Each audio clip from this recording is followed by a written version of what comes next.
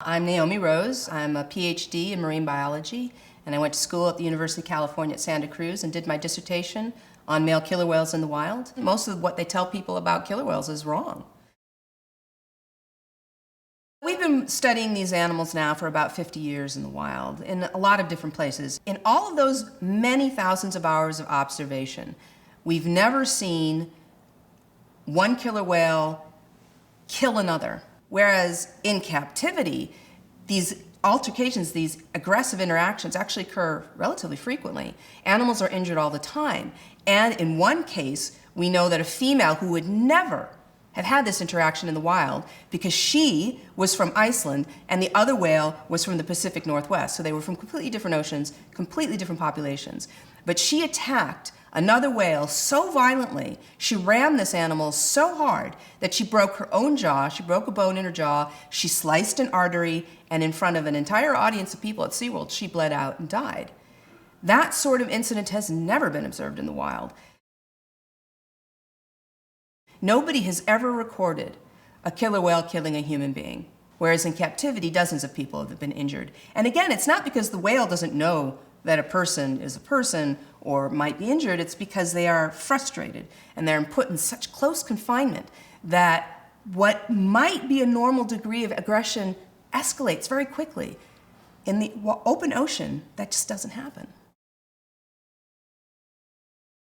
Of all the species that don't belong in captivity, do not thrive there, are of no value in education or conservation by being in captivity, orcas top the list. But it's not just whether you acquire these animals from the wild, it's whether they thrive and do well once you have them confined. SeaWorld for the last 50 years has been telling people that orcas thrive in captivity. They do great there, they breed, they're happy. And they are none of those things. They don't live as long. Their birth rate is abnormally high, quite frankly, because they don't allow the females to have a normal interval between births. They are pumping out babies so quickly they die young. How is any of that good from either a welfare or a conservation perspective? In the wild, a killer whale mother might have her first calf at between the age of 12 and 15, very similar to human beings, and she will have a calf every 5 years after that on average. SeaWorld and the other facilities in the industry, they claim that they only separate mothers and calves when it's for the good of the individual animals, when it benefits them.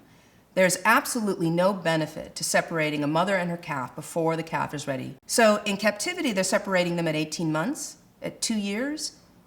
That is the same as taking a toddler away from his or her mother.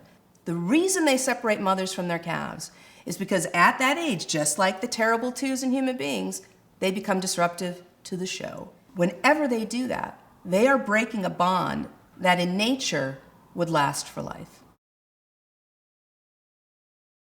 I feel very strongly that most of these animals can be returned to a state where they're sort of semi-independent, where they can come and go, where humans are still there to take care of the needs that they can't satisfy themselves. There's about 45 captive orcas in the world today, and I think every single one of them can be retired to a sea pen.